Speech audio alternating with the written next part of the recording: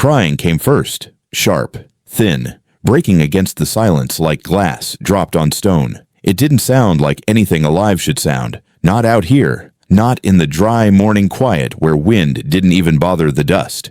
The rancher turned. His boots held the ground without noise. He walked toward the sound like he was moving through memory, one step, then the next, past the rusted gate, past the fence line where no cattle grazed anymore. The post at the corner shook slightly, twine fluttering like a warning. She was there, wrapped in an old feed sack, lashed to the post with baling twine, skin raw where the fabric had rubbed too tight. Her mouth wide, her fists pumping the air. Her face is the color of anger or fear, or both. He knelt, hands slow. Her skin was warm, too warm. Her hair is damp with sweat. He reached for her, hesitated, then cut the twine with the knife from his belt. A note was pinned to the sack. He unfolded it. Just one line, written in faded ink. "Hold her just one night." The baby wailed louder, almost in protest. He stared at her. Then he lifted her from the post, cradled her against his chest like it was something his arms remembered how to do, even if his mind didn't. She quieted, not completely, but enough. His house sat back a ways, past the dead mesquite, past the ditch that hadn't held water in years. A small thing, 2 rooms now, after the fire. No pictures, no voices, just a roof that mostly held. He didn't look back at the fence. He didn't speak. Hadn't in 8 years. Not since the pine box and the church that burned and the 2 bodies they buried when the town still showed up for funerals. He stepped through the door with the baby against his chest. Inside was still and dry. A cold stove, 1 chair, a narrow cot. He laid the child down on a folded blanket and watched her eyes roll as she settled. Then tires on gravel, a truck slowing, dust clouds thickened behind it. He moved to the window. Sheriff's truck. It rolled up near the fence line, just where the baby had been tied. The engine stopped. A door opened, boots in dirt, then a knock on the frame. "Holt," the sheriff called. "Are you there?" No answer. "We saw you pick it up." "The baby." Still nothing. "You plan to keep it?" Holt didn't blink. The sheriff waited, hat in hand. "You want me to take her?" He tried again. The baby stirred, let out a thin whimper. Holt stepped back from the window. Inside, the silence pressed harder. The sheriff's voice faded, then the door of the truck slammed. Gravel spun under tires. Gone. He stood for a long time, just standing. The note lay where he dropped it. The baby fussed. He found an old basin, washes his hands slowly, boiled water in a kettle blackened from years of dust, found a cracked cup and filled it. Let it cool. Used a rag to trickle drops into her mouth. Her lips moved like memory. He watched her. She watched him. Her eyes were too big for her face. Or maybe her face was too small for what she carried. She cried again that night. Not hard, not like before, but steady, like her lungs were made for it. He sat with her, rocked her in the chair that used to hold his daughter. The same pattern on the cushion, the same creak in the wood. The fire in the stove kept flickering. Outside, the wind picked up. Dry branches scratched the siding like nails trying to get in. He didn't sleep. By midnight, she was quiet again, curled up against his chest, tiny fists pressed to his shirt. He looked down. She blinked at him once, like she knew him or forgave him. He picked up the note, read it again. Hold her just one night. He fed it to the fire. It curled, blackened, vanished. At dawn, the light came pale and mean through the slats. He walked outside, baby wrapped in the only clean shirt he had. Something fluttered on the fence post again. Another note, nailed in the same place. He reached for it. "Thank you. Don't give her back." He stood there. Nothing moved. No cars, no footprints, no voices. The land was empty, like always. He turned. The sheriff's truck was parked farther down now, at the edge of the pasture, just watching. He raised the baby a little. Let him see. The sheriff tipped his hat. Didn't get out. Just sat there, then drove away. Back inside, Holt folded up a box, laid in old towels, made a space near the stove. She slept. He sat beside her, no words, just breathe, and the quiet, and the sound of something coming back that he hadn't known he'd lost. The sun hadn't cleared the hills yet when the sheriff came back. Same truck, same boots, same slow way of standing, like he wasn't quite leaning, and wasn't quite relaxed. The rancher stepped onto the porch, the baby wrapped in a flannel shirt against his chest. She stirred at the sound of gravel under tires but didn't cry. Not yet. The sheriff didn't cut the engine this time, just rolled the window down halfway, hat still low. "That's yours now?" The rancher didn't answer, didn't blink either. The sheriff waited, then shifted the truck into park and opened the door. He stepped out slowly, walking up the path like it mattered how close he got. He stopped at the first step. "You know folks are already talking." The rancher looked down at the baby. She'd fallen back asleep. "I ain't saying you did anything wrong. I'm saying people around here don't care what's right." The rancher still didn't speak. "You know who she is?" Silence. "Hell, maybe you don't. Maybe that's why you took her. But if you do, if you've got even a clue, you best understand what that means." The baby let out a soft whimper like something shifting in a bad dream. "Do you remember the Corbins?" No answer. The sheriff took a step up. "Big house, red brick, 40 miles east. Own half the timber rights and most of the water table." The rancher said nothing, just stood there. "They lost a daughter last year. Disappeared. The girl was pregnant." The sheriff stared at the bundle in his arms. "That baby's got their face." The rancher's jaw tensed. "I should call it in. But you know how this place works. Calls get heard by the wrong folks. Things get taken." Still, no words. The sheriff leaned in just a little. "I ain't come here for a fight, but you need to ask yourself if you're gonna survive what comes next." The baby stirred again, small fists stretching. "You can't just raise someone else's war and think it'll die peacefully." The rancher's eyes moved then. Not quick, just enough. The sheriff saw it, knew it meant something. He exhaled hard, stepped back down the stairs. "Burn the note," he said, "if you haven't already." He walked to the truck, climbed in, wait a moment, then drove away. The fire in the stove burned low that evening. He fed it dry pine and the last of the baling twine. The note from the fence was already gone, curled into black at the bottom of the ash pan. Only the second one remained, folded once in the pocket of his coat.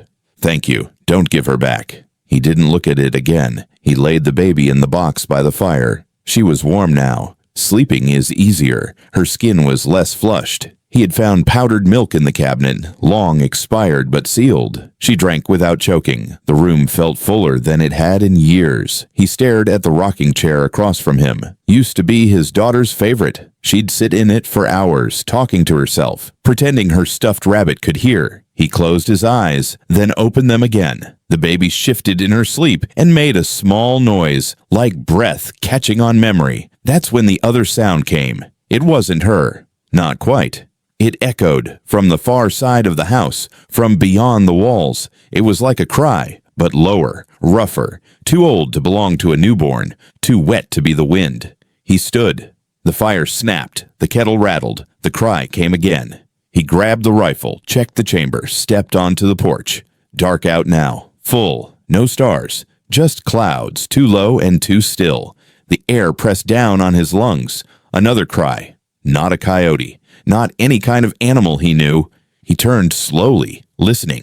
The baby began to wail inside, loud, suddenly frantic. He turned back toward the door, stepped inside fast. She wasn't in the box. He stopped, his breath locked in his throat. Then, movement. She was there, against the back wall, somehow rolled from the box, though it was too far, too high. She lay there on her back, eyes wide, mouth open, screaming like something inside her had been cut loose. He dropped to his knees, lifted her, held her against his chest. Her heartbeat was fast, too fast. He rocked her, trying to keep his own breath steady. Outside, another sound, a slam, wood, like the barn door catching wind, only there was no wind. He pressed his back to the wall and waited. Nothing came. He didn't sleep that night, sat in the rocker, held her through every sob, every twitch. She stopped crying just before dawn. He didn't, but the tears never reached his face, just stayed where they always had, somewhere behind the silence. He hadn't spoken in years, not even to himself. But when the sun finally broke through the window, he looked down at her and whispered, almost without meaning to, "You made it." The word left his mouth dry, cracked, like it had come from someone else. She blinked up at him. The fire had gone out. The room was cold again, But something inside him was different. One night. He'd made it one night, but the note was wrong. It wasn't just one. It never was. The sun hadn't cleared the ridge when the sheriff came back. Same truck, same boots, same tired eyes behind a cracked windshield. He didn't honk, just idled at the edge of the fence line, letting the dust settle before he stepped out. The rancher stood on the porch, the baby tucked in a flannel shirt against his chest. She stirred at the sound of the truck, but her eyes stayed shut. The sheriff didn't walk up right away. He leaned on the hood, hat low, arms folded. "That's yours now." No answer. The rancher's face didn't shift, his boots planted, one hand cupping the back of the baby's head like he'd been born holding something that small. The sheriff pushed off the hood and walked halfway to the porch, stopped at the gate. "You don't say much these days, Holt." "Never did, really, but I need to know if I'm looking at a kidnapping." The rancher didn't move. "She's yours? You found her? Someone drop her off like a sack of corn?" "What?" Silence. The sheriff nodded like he'd expected it. He looked past him to the house, the empty field beyond. "She looks fed. Warm, not beat up." The baby made a small noise. The rancher rocked her lightly without thinking. "Corbin's been sniffing. You know how they are. Got money in every pocket round here, including some of mine. They think the girl's theirs. Still nothing." The sheriff scratched his chin. "You remember that girl went missing last spring? 17. Pretty. Trouble all over her." He watched Holt's eyes, looking for a flicker. "She was pregnant when she left. Nobody said it out loud, but folks knew. Folks always know." The rancher blinked slowly. "They think this baby's hers. I think it's still theirs, even though she never came back." The sheriff took another step forward. "Now you have a Corbin baby and no explanation. You see how that looks from the road?" Still, the rancher said nothing, but his grip on the baby didn't loosen. The sheriff sighed. "Have you ever seen what they do to folks who don't play nice with them? You remember the Jacob's boy. Gone. Just gone. No noise. No cross put up either." The baby let out a weak cry, more breath than sound. The sheriff stepped back, hands raised. "All right. I ain't here to take her, just here to give you a warning. You keep her, you make enemies." The rancher looked at him for a long time. Not through him. At him. Like weighing whether to believe a man who'd once dragged his wife's body out of a burning room. "You burned that note yet?" the sheriff asked. Holt didn't respond, but his jaw shifted. "Good," the sheriff muttered. "No proof." "That's something." He turned, walked back to the truck, paused at the door. "I don't want to see your name come up on a list again. Not over this." Then he got in, drove off. No lights, no siren, just a long trail of dust curling like smoke behind him. Inside, the fire was low. He fed it pine shavings and the last of the split kindling. The baby fussed as he changed her wrappings, made do with cut strips from an old undershirt. She blinked up at him, tiny mouth puckered like she was about to say something ancient. He boiled water, poured it into the tin cup, added the last of the powdered milk, stirred it with the butt of a spoon. She drank like she'd never eaten before. The room still felt half dead, but less so than it had in years. He sat on the floor back against the wood stove, baby asleep against his shoulder. Then came the sound. Not the wind, a cry. From outside, low, deep, throaty. Not a coyote, not a calf, not anything that should be out there. He stood, grabbed the rifle, chambered around, moved to the door without sound. Dark had dropped like a blanket. No moon, no stars. The air hung heavy. He stepped onto the porch. Another cry. Closer. Then silence. The baby shrieked from inside. He turned, ran back in. She wasn't in the box. He froze. Heart kicked once, hard. Then movement. She was on the floor, across the room, on her back, arms reaching. No way she crawled. Too young, too far. He ran to her, scooped her up. Her skin was colder than before. The stove still burned, but the air was different. He rocked her fast, almost shaking. Her mouth opened again, silent this time, like the scream had broken something inside her. Then it came again, from outside. A moan, almost human. He locked the door, bolted the windows, held her to his chest. They sat like that until morning. He didn't sleep. She didn't cry again. When the sun came up, he laid her in the box. She curled naturally. He stood over her, hands shaking, mind blank. Then he whispered, just 2 words, "You're safe." The sound surprised even him. His voice cracked like rust on a hinge. She stirred, eyes opened. She didn't cry. He sat in the rocker beside her, the same one his daughter used to beg him to push, the same one his wife died in, wrapped in quilts, whispering she was cold even when the fire blazed. He sat there all day. The wind picked up again. No more sounds from outside. He waited, but nothing else came. He walked into town just after sunrise, the baby wrapped tight to his chest, tucked into his old canvas coat like she'd always belonged there. The wind had teeth, but she was quiet, pressed against him like silence could keep her warm. Main Street was already half alive. Hardware truck unloading crates, the gas station lights humming, and the diner windows fogged from bacon grease and breath. Heads turned as soon as he crossed the sidewalk. They knew him.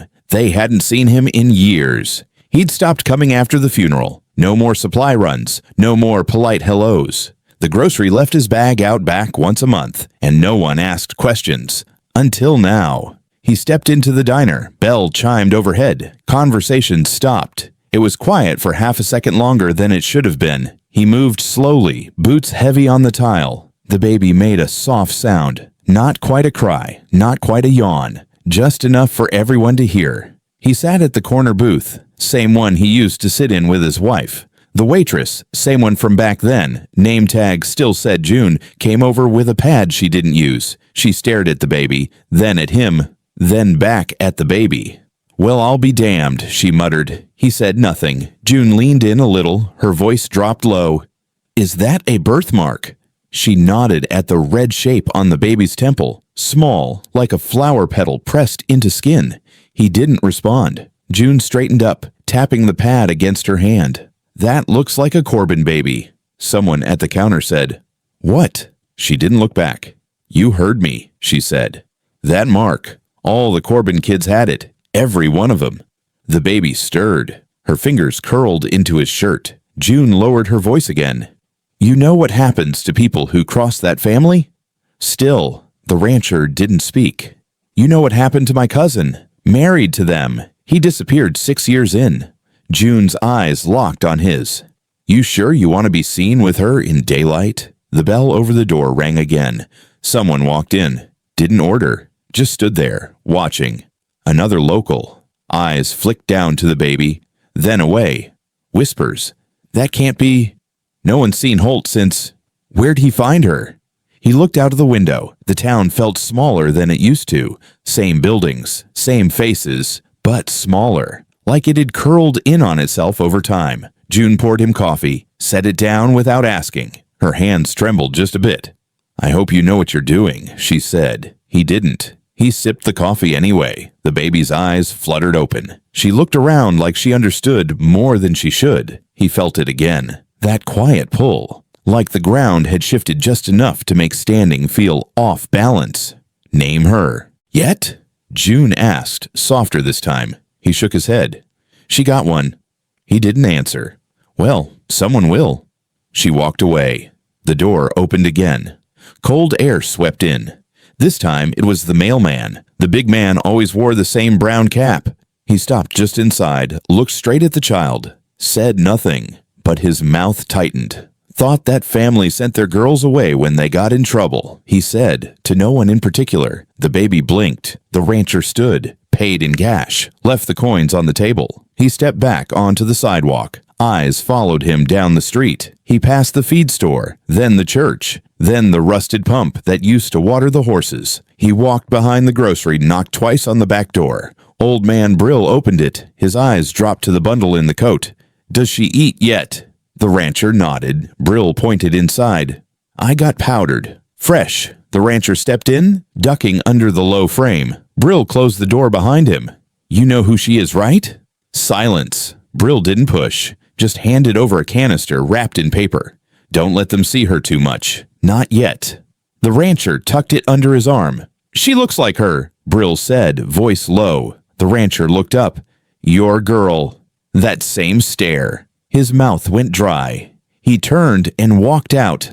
The sun was higher now, light hitting the town with the kind of honesty only morning brings. Made things look sharper, made guilt harder to hide. He walked past the post office, past the burned-out lot where the old hotel once stood. Then he heard it. A voice behind him. "Hey, Holt, He stopped, turned. It was Wade Corbin, black jacket, fancy belt, same slow swagger he'd had since high school, son of the man who owned everything from the mill to the courthouse steps. Wade looked at the baby, smirked. Cute kid. No response. Wade took a step closer. Funny thing, we lost one of ours last year. My cousin. A girl named Lila. The rancher's face didn't move. She ran off. Pregnant. No one ever found her. He reached out slow toward the baby.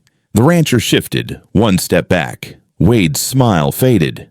You sure that's not my blood you're carrying? The baby let out a soft cry. Wade's eyes narrowed. You walk her through town like she's yours. People are gonna talk. Gonna ask questions. No answer. Wade's voice dropped. I'd think hard about that if I were you. The rancher stared at him. Wade waited, but there was no fear in the stare. No apology, just the same blank silence that had buried men deeper than bullets ever could. Wade stepped back. Guess you always were too stupid to know when you're being warned. He walked off, didn't look back. The rancher stood there for a while, the wind lifting dust around his boots. The baby settled again, a small heartbeat against his chest. He looked down at her, whispered a name barely audible. Not his, not Corbin's. One the wind could keep secret. She blinked. He turned and walked home.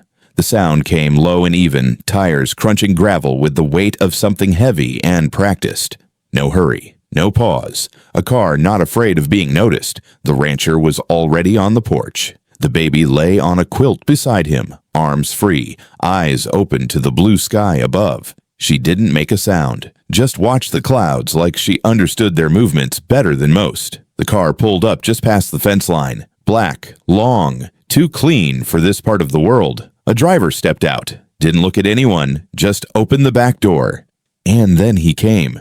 Lucian Corbin, tall, broad-shouldered, dressed in a black coat that looked like it had never seen dust. His face was pale and tight like paper stretched too far, and his hands didn't swing when he walked. He took the steps one at a time. No creaks, just the weight of certainty. The rancher didn't move. Lucian looked down at the baby, then at the rancher, then at the baby again. This stops tonight, Lucian said. Silence. You're not stupid, he added, so I won't waste breath explaining who she is. The rancher sat still, arms across his chest, eyes steady. She's not yours, Lucian said. No answer. He knelt, slow, beside the child, close enough that his shadow covered her. She blinked, but didn't cry. Your silence doesn't scare me, Lucian said. Men like you think quiet means power. It doesn't. It means cowardice. Still nothing. Lucian reached toward the baby. The rancher moved, just an inch, just enough. Lucian stopped. She's Corbin blood. That means something in this town. He stood again, brushing his knees. Keeping her makes you a thief. And we know what happens to thieves. The rancher didn't blink. He just reached down and the baby's hand closed around his thumb. Lucian saw it. Something flickered in his face. Not fear, not quite. You think that means anything? He asked. That's a reflex. She'd grab a fence post if it was close enough. Still no answer. You think she loves you? Lucian said. That's laughable. She's 3 days old. The baby cooed. A tiny high sound. Lucian looked down again. You can't protect her. The rancher's jaw flexed. A small movement, but loud in the silence. Lucian leaned in. We've buried whole families for less. The rancher's eyes didn't move, didn't flinch, didn't shift. Lucian stepped back. You'll bring her to the south gate by sundown. No need for theatrics. The rancher exhaled through his nose. Slow, deep. Lucian stared. You think this is brave. It's not. It's stupid. He turned, walked down the steps like the earth was his and always had been. Before getting in the car, he said one more thing. She's not your daughter. She never will be.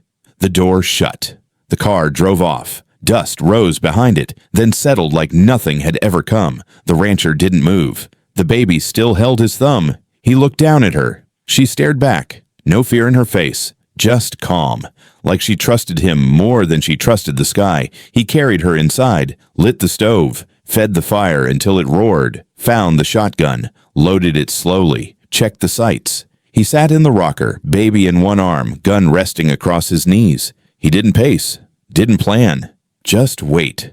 By nightfall, the baby was asleep again. Arms relaxed, no tension in her jaw, but the rancher stayed awake. He didn't speak. I didn't need to. His eyes had said everything. Try me. The knock came just past midnight, slow, even, not scared, not rushed. Just 3 soft thuds against the old wood door, like someone had done it 100 times before. The rancher didn't move right away. He sat in the rocker, the baby asleep in his arms, the fire low and flickering shadows across the walls. The shotgun rested within reach. The silence in the room was heavy, but not alone. It carried something with it now, watchful, ready. The knock came again. He stood, crossed the floor in 4 quiet steps, didn't ask who it was, just opened the door. She stood there in the dark, one eye missing behind a mess of scar tissue, the other sharp and pale as a knife's edge. Her coat was too big, frayed at the cuffs, dusted in road salt and memory. She didn't smile, didn't blink, just nodded once like he'd been expecting her, even if he didn't know it. She stepped inside without a word. Boots didn't make a sound on the floor. She saw the baby in his arms, unbuttoned her coat, reached in slow, pulled something out. A badge, old rusted dull under the lamplight. No shine left. She set it on the table. He watched. She walked over to him, took the baby without asking, moved like someone who knew how to hold something that small, like her arms remembered. The baby stirred, blinked, and made a soft sound, then stilled. The woman rocked her once, twice, then whispered, "I had a girl too." The rancher's face didn't move, but his hands tightened. She was taken by men like them. She sat down at the table, the badge beside her. The baby is resting against her chest now. "I was a deputy, out near Sycamore Ridge." He stayed standing. "She went missing at 13. I filed reports, traced tire tracks, knocked on every damn door in 3 counties. The fire popped. Neither of them flinched. No one cared. No one listened. They said she probably ran off." She looked at him. "But I knew. I knew it was them. They don't like when their boys get told no." The baby let out a breath, like a sigh. "I went after him," the woman said. "I tried to push it up. The chief told me to let it go. Then he let me go." She traced the edge of the badge with her thumb. 20 years, no answers. The rancher sat across from her. She nodded toward the baby. "Is she yours?" He didn't answer. "She got that mark. I've seen it before." She leaned back. "You keep her." He nodded. "You know what that means?" He nodded again. "She doesn't belong to them." He looked her in the eye. "She never did," she said. Silence again. Long. Deep. Then her voice came low, almost broken. "Sometimes I think I hear mine, in the wind, in the trees, just little echoes. But I never find her." The rancher looked at the badge. "You hold this one tight," the woman said. "They come in suits and trucks and clean boots, but they're still just wolves in barns." She stood. The baby is still in her arms. "She ain't screaming," she said. "That's rare." She rocked her a little. "She feels safe." He stood too. She stepped close, placed the baby back in his arms. "She's got fire in her. You can see it." The rancher looked down at her face. The woman buttoned her coat again, picked up the badge. "She doesn't need a name from them. Let her name find her." He opened the door. She paused at the threshold. "I ain't going far," she said. "You'll need help soon." He nodded once. Then she was gone. No truck, no footsteps on gravel, just the sound of the wind picking up behind her and the quiet weight of the badge she left behind on the table. She came back before dawn. Same coat, same silence, same half-shadow moving up the porch steps like she'd been there in another life. The rancher opened the door before she knocked. She looked at the baby in the sling across his chest, then at him. "Get your shovel." He didn't ask why. Inside, the fire from the night before had settled into embers. He added pine. I watched the flame come up again, low and slow. The baby stirred, then went quiet. He took his coat from the hook, checked the edge of the shovel with one thumb. The woman waited at the truck. This one was different than before. Older, flatbed, dents like bruises along both sides. The tailgate held an old blanket and a rusted gas can. She got in the passenger side. He followed. They didn't speak until the road lost its gravel and became a path. She looked out of the window. The sky was turning, thin light peeling over the hills. "There was a church out here once," she said. "Small, painted white, slanted roof, no sign, no bells, just a place to tuck girls where nobody'd see." The rancher glanced at her. "They called it Holy Mercy." "It wasn't." She didn't blink. "They brought girls from the next town over. Drunks, runaways, or just ones who said no when they were supposed to say yes." The truck bounced over a rut. He kept both hands on the wheel. "One night it burned, the whole place. Smoke choked out the trees for miles, but nobody called it arson. They said it was God's will." She paused. "They said 12 girls died, but no one read their names." The road curved. Weeds clawed at the sides. Birds didn't sing. No headstones, no graves, just a memory shaped like a question nobody wanted to answer. The rancher slowed, pulled onto a path grown over with thistle and dry stalks. She pointed through the windshield. "Right there, where that shed sits crooked." He cut the engine. The truck stuttered, then stopped. They got out. The wind blew dry and sour like feed and ash. She walked ahead, boots kicking up dirt. This land's registered to a holding company now, but everyone knows whose name it used to be. She stopped beside the shed. Boards loose, roof bowed. Beyond it, a fence with no gate. They built the barns right on top of it, to hide the memory, to make it feed their animals. He handed her a second shovel. The baby made a small sound. He rested a palm against her back, felt her breath, soft, even. They started to dig. No words, just the rhythm of work. Steel breaking earth, bones bracing against time. The soil was packed, hard, unwilling. She might be here, the woman said low. "My girl." He didn't ask how she'd know. She dug harder. Minutes passed, then an hour. The sun rose behind gray clouds. Sweat darkened her collar. Then her shovel struck something soft. She dropped to her knees, brushed away the dirt with shaking hands. It was lace, old, yellowed, stained in patches, the corner of a dress, or maybe a sleeve. Tiny buttons still clung to the edge. She held it in her palms like a dying bird. "That's not weather damage," she whispered. "That's ash." The rancher crouched beside her. They dug slower now, clearing a wide space. They didn't find bones. Not yet. But they found more lace. A ribbon. A pin. A name stitched faint into one thread. Unreadable now. She sat back, breathing heavily. "They said the girls burned inside." She ran her thumb over the fabric. "But this wasn't burned." He stood. I looked toward the barns. Something shifted in the wind, like a whisper behind him. Not quite language, not quite gone. She stood, lace in hand. They never expected anyone to come looking.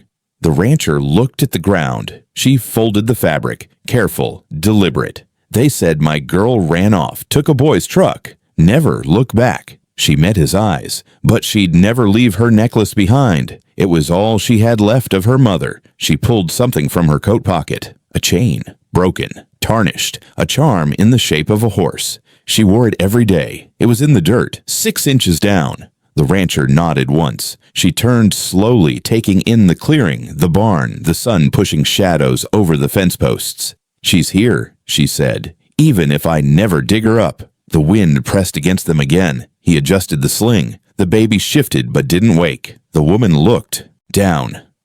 "She sleeps easily." He nodded. "She knows she's safe." The rancher looked at the lace. She offered it. He took it. Hold it like something sacred. They walked back to the truck. The rancher glanced once more at the barn. The boards looked darker now, as if they'd soaked in the silence. When they reached the truck, she stopped. "Bury it back." He looked at her. "Not to forget," she said, "but to protect." He walked back, pushed the dirt in with slow, steady shovelfuls. Not rushed, not careless. When he was done, the ground looked untouched, but they'd remember. They drove back in silence, the wind behind them.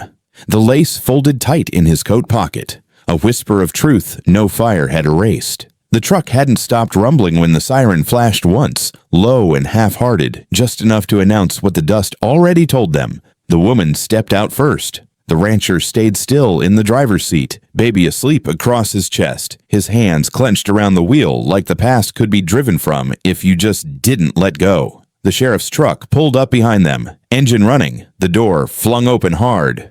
"You two out here digging again," His voice came out clipped, strained, like he'd practiced sounding casual, but couldn't pull it off. The woman leaned against the hood of their truck, arms crossed, jaw locked. "We're just walking," she said. "You're not on a trail." "We don't need a trail."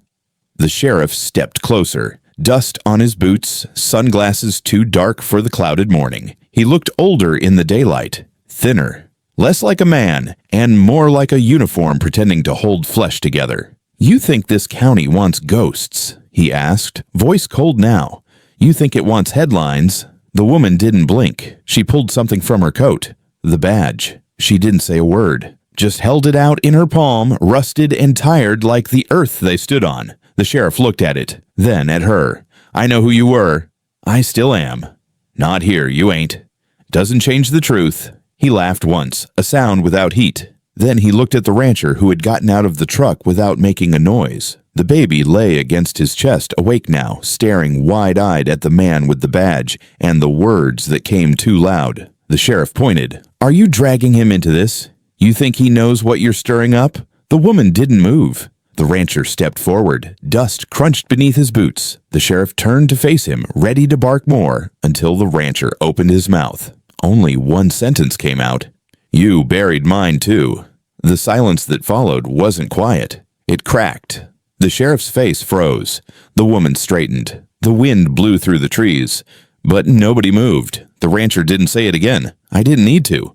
The weight of it dropped like thunder over the field. The baby didn't cry, just blinked, soft and slow. The woman stepped beside him. "You remember that fire, don't you?" she said. "You filed the report." The sheriff's lips parted, but nothing came. "You signed off on the lightning strike," she said.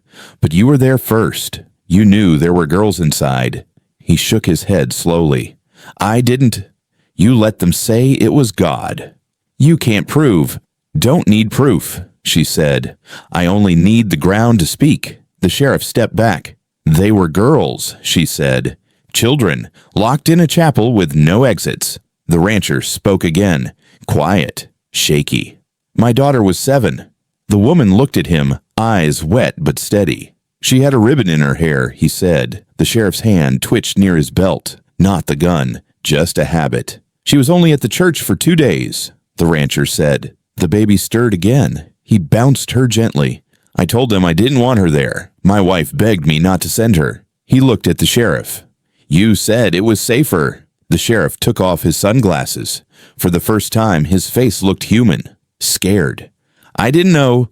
"You did." The wind blew again, dry and full of dust. The woman stepped forward. "They don't want the truth in this county, but it's here, in the roots, in the place." The sheriff swallowed hard. "What do you want from me?" The rancher didn't answer. The woman did. "Stand down." "And if I don't?" She held out the badge again. "This land doesn't belong to you anymore." He looked between them, then at the baby. She cooed. One small sound. The sheriff turned, walked back to his truck. He didn't look back. He sat behind the wheel, hands on the steering column for a long minute. Then he drove off, slow. No siren this time. They stood in the dust after he left. The baby closed her eyes again. The woman let out a breath like she'd been holding it for 20 years. "You all right?" she asked the rancher. He didn't answer, but he reached into his coat, pulled out the piece of lace, held it in both hands like a memory he was finally ready to carry. The baby was gone. The rancher knew before he opened his eyes. The house was too quiet, too still. No soft rustle of breath against his chest, no tiny shifting weight, no coo that usually came right before dawn. Just air, cold and empty, pressing down on him like a slab. He bolted upright. The sling was still wrapped around him, but it hung limp, hollow. The crib, empty. The blankets, gone. The front door, wide open, banging gently against the wall. Outside, the sky was pale and mean. Wind cut across the yard. The fence line sat still. Smoke. He caught it a second later. Sharp, acrid. Not from the stove, from the barn. He ran. Boots barely touched the earth as he crossed the pasture, arms pumping, lungs pulling smoke with every breath. Flames danced high along the rafters. The air roared like a beast behind the boards. Fire licked at the sky, black smoke curling toward the heavens with a hunger that felt almost personal. They'd set it in the night, kerosene in the hay, oil along the posts. He didn't need to see footprints, he already knew. Corbin's men. They didn't take her to raise her. They took her to erase her. By the time he reached the barn, the roof had already collapsed. The heat drove him back. He fell to his knees in the dirt, eyes burning. A truck engine in the distance. Not Corbin's. The woman. She came skidding to a stop beside him, jumped out, shotgun in hand. What happened? He couldn't speak, just pointed at the crib, the door, the fire. She stared at the blaze, face tightening. Then she turned to him, voice low and certain. They have her. His shoulders shook. She knelt beside him. We get her back. Today. Before they try to make her disappear. She opened the truck's back compartment, laid out a long metal box, popped it open. Inside were weapons. Old. Worn. Cared for. Where? He rasped. First word since the sheriff. She glanced at him. The governor's benefit. He blinked. Tonight, she said. Corbin's throwing it. On that stolen hilltop, where the old graveyard used to be. You know the one. He nodded. They'll bring her there, she said. Symbolic. They like their performances. He stood. Rage stiffened his limbs. Every movement now had gravity. The woman loaded the truck fast. Ammo, tools, one pair of handcuffs, one old vest. Are you riding with me? He looked at the barn one last time, flames cracking bones of timber. He didn't nod. He just climbed in. They drove without words. The landscape rolled past. Fields once planted by calloused hands, now fenced in with Corbin barbed wire. Barns turned to meeting halls. Wells capped with concrete. They took everything, she said. Not just land. Memory. Story. Truth. The rancher stared ahead, eyes locked. She looked at him. You know they won't hand her over. I know. They'll try to make a show of it. Smile for the cameras. Say she's theirs. He opened the glove box, pulled out the badge she left behind, slid it into his shirt. They forget what pain makes us do, she said. He reached under the seat, found his old revolver. Blood doesn't stay buried, she whispered. They rolled into the valley by noon. Already cars lined the ridge, black SUVs, polished sedans, trucks with chrome grills and fake mud spray. A long white tent fluttered near the edge of the slope. Spotlights set up, folding chairs in neat rows, a makeshift podium made from old lumber that once belonged to a chapel. He parked behind a stand of trees. Hidden. Security stood loose-limbed at the edges. Not cops. Private. The woman pulled binoculars from the glove box. There, he followed her gaze. Near the podium, seated on a chair too big for her frame, wrapped in a red blanket, was the baby, asleep, eyes covered with a bonnet. Too clean, too staged. Beside her stood Wade Corbin, suit jacket open, laughing with two men in ties. She's bait, the woman said. For us. He got out of the truck, checked the cylinder, 6 loaded. You sure? He met her eyes. They're not ending it. She nodded. They moved like ghosts, through brush, between trucks, under cables. They reached the back of the tent, just as a band started playing soft strings over the speakers. 10 minutes before speeches, she whispered. We go loud? She looked at the baby. Number, we will be true. The governor stepped onto the platform, smiling, waving. Welcome, he called, to a celebration of heritage, of legacy, of peace. They flanked the crowd, stepping up to the edge of the chairs. Wade spotted them first. His smile faltered. The rancher stepped forward, slow. Wade reached for something at his hip. The woman's shotgun fired once. The bullet hit the ground in front of Wade's boots. Try it, she said. Wade froze. The governor turned. What is this? The woman walked forward, raising her badge. I'm here for the child. The governor blinked. She's under Corbin protection. She's not Corbin blood. Murmurs in the crowd. She's stolen. The rancher stepped beside her. She was left to burn. The baby stirred in the chair. Lucian Corbin appeared, slow and cold, from behind the stage. His coat dark as ever, his face unshaken. You're trespassing, he said. The rancher spoke louder.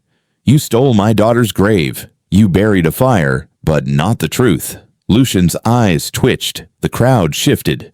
Press locals. Everyone is watching. She has no name, Lucian said, which means she has no claim.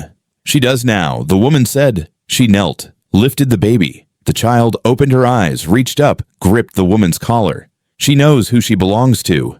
Lucian stepped forward. You walk out with her, you die. The rancher raised the revolver. Then try. Lucian paused. Wade moved. The rancher fired once. Wade dropped, leg hit, screaming. The governor ducked. Panic rippled. The woman ran with the baby toward the trees. The rancher followed. Shots rang out. Wild, missed, then sirens. Police? Number locals. People from the town, not Corbin's men. Real folks, guns raised, holding the line. The rancher and woman reached the truck. She set the baby in the back seat, shielded by her coat. You all right? He looked at the blood on her arm. A graze, nothing deep. They don't get to end the story this time, she growled. He looked at her, then at the baby, then back at the fire behind them, burning bright under all the polished speeches. Time to make it ours again. They drove off. Behind them, truth started to bleed through the seams of power, and it didn't stop. The banner above the stage read, Children First, a new day for the forgotten. A line of folding chairs stretched across the lawn in tight, straight rows. Balloons in pale yellow and soft blue fluttered from plastic poles. At the front stood a temporary platform, wide and high, backed by a flag, a podium, and a crowd that had no idea what it was about to witness. The woman in pearls smiled like her life depended on it. Her voice rang out through tinny speakers as she held the baby aloft. This child, she said, pausing to draw breath, was found in the wilds, abandoned, helpless. But thanks to the diligence of the Corbin Foundation and our deep-rooted sense of responsibility to the young and lost, she has now been rescued. Applause followed. Measured, controlled, too neat to be real. The baby didn't cry, but she didn't smile either. Her eyes drifted over the crowd. She was dressed in white now, pressed linen, hair brushed smooth, bonnet tied tight. The woman in pearls turned her slightly to the press. We believe she comes from tragic beginnings, but today we gave her something new. A name, a place, a future. The rancher stood at the back of the crowd, hat low, eyes fixed. In his hand, a folded letter. In his coat, the shotgun. Beside him, the woman with one eye watched the stage without blinking. That's not her name, she said quietly. She's not theirs, the rancher said, and never was. The woman in pearls continued, unaware. We've chosen to call her Mary Pearl Corbin in honor of the legacy she joins. The name hit the microphone with a sharp finality, like a gavel. The rancher started walking. No rush, no storm, just movement. The crowd parted in confusion, then in fear. People turned, recognized him. Some whispered, some stood. By the time he reached the first row, the murmuring had spread all the way to the press tent. The woman in pearls faltered. Security moved. The rancher climbed the steps. Two men tried to intercept him, one with a badge on a lanyard, the other with a radio clipped to his belt. He didn't lift the shotgun. He didn't need to. He just looked. They stepped back. The baby saw him, reached. He stopped. The woman with one eye stepped up beside him. Her boots thudded on the stage like thunder. The woman in pearls took a step back. I don't believe, she began. Don't, the woman said. Don't believe. Don't pretend. She pulled a folded piece of paper from her coat, edges worn, ink smudged. I found this, she said, holding it up. Same place you dumped her mother's name. Same dirt you burned girls into silence. One of the photographers lowered his camera. A hush spread. The rancher opened the letter. I don't talk much, he said. But this needs saying. He read slowly. This child was left at my fence 3 weeks ago. The note said, hold her just one night. She stayed more than that. The wind picked up. She was hungry, cold, but she was strong. He paused.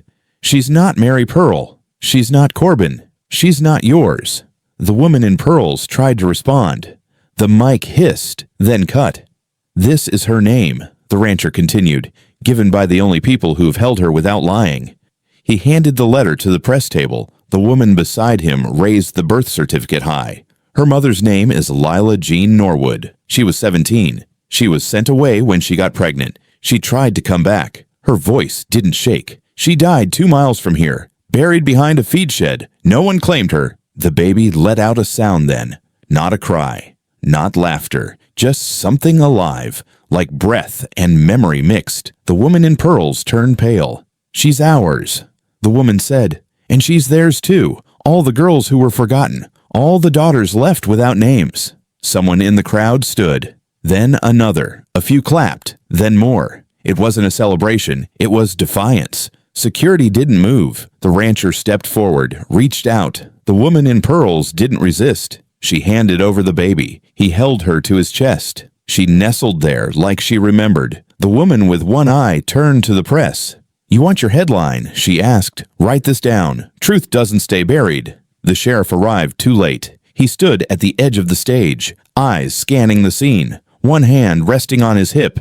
He didn't move forward. He didn't say a word. He just nodded once. Then I walked away. By sunset, the field had emptied. The baby slept in the truck, wrapped in the same flannel from the night she arrived. The woman with one eye stood beside the rancher, both leaning against the tailgate. "You knew it had to be public," she said. He nodded. She needed her name spoken out loud. She needed someone to say it without fear. They stood quiet for a while. The hills rolled on in the distance. "She's not just one night," he said. "Number she never was. She's all of them." The woman nodded. "She is." He looked down at the piece of lace still folded in his pocket. "She'll grow up knowing." The woman looked at him. "She already does." There was nothing left of the house. Where the porch once stood was a patch of scorched dirt, brittle and cracked. The barn was gone too, its ashes blown out across the pasture like a storm that had taken its time. The old swing still hung from the mesquite tree, half charred, creaking gently in the breeze. But he didn't look back anymore. The rancher stood on a new patch of land now, wider, higher up, where the wind moved more freely and the soil hadn't yet been stained by history. He bought it with a name no one could argue against. Paperwork done quietly just weeks after the benefit. The title deed tucked in a drawer that didn't lock. He built slowly, by hand, one nail at a time. The cabin started with 4 walls, then a porch, then a fence, not to keep people out, just to mark a space that meant something. The baby, no, the girl now, walked the length of that fence every morning, hands out, brushing the wood with her fingers like it whispered to her. She didn't cry anymore when the wind blew. She didn't wake screaming. She slept through the night most days. And when she woke, she looked for him first. The woman with one eye came often.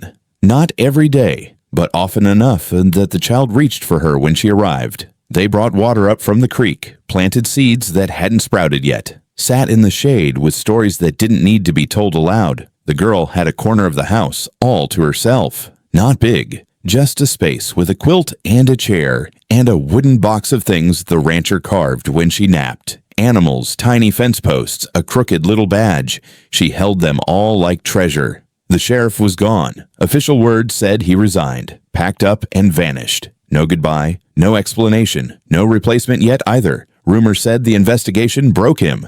Corbin land was under review. Titles pulled, taxes audited. A few barns were knocked down by court order. One of the feed sheds burned mysteriously. No one claimed responsibility. Wade was seen last heading north, face still limping from the bullet that missed his femur, but not his pride. No one stopped him. No one welcomed him either. Lucian hadn't shown himself since the stage. Word was, he'd holed up in his compound and left town affairs to lawyers. But the town had changed. Not all at once. Not like a movie, but in small ways. The diner waitress started wearing her hair down again. The postman stopped whispering. A girl who once wore sleeves in summer let her arms show. The town had remembered it had a spine. Sometimes it only takes a name being said out loud. The rancher still didn't talk much, but he didn't need to. He walked the girl through the garden, helped her plant rows with her small hands in the dirt. When she fell, he lifted her. When she pointed to things, he nodded. When she babbled, he listened. She spoke sometimes now, just sounds, but they carried weight. Up, she said, when she wanted to be held. More, when she wanted the story repeated. No, when the wind blew too hard and made her nervous again. The woman taught her to hold the badge and say, "Safe." The girl liked that one best. She kept the badge under her pillow, beside the tiny horse carved from mesquite wood. At night, the three of them sat on the porch, stars overhead, coyotes sometimes in the far hills. The woman would light a pipe. The rancher would sharpen tools. The girl would fall asleep in the rocker, curled under the flannel he'd wrapped her in the first night they met. "She's not haunted," the woman said one night, watching her. "No," he answered. "She's held. That's different." He nodded. "She'll grow up knowing the truth," she added. "That's more than most get." He glanced down at the girl's sleeping face. "She already does." A beat of silence passed between them. "You think she'll remember any of it?" He looked out at the fence line, then at the trees behind. "She remembers what matters."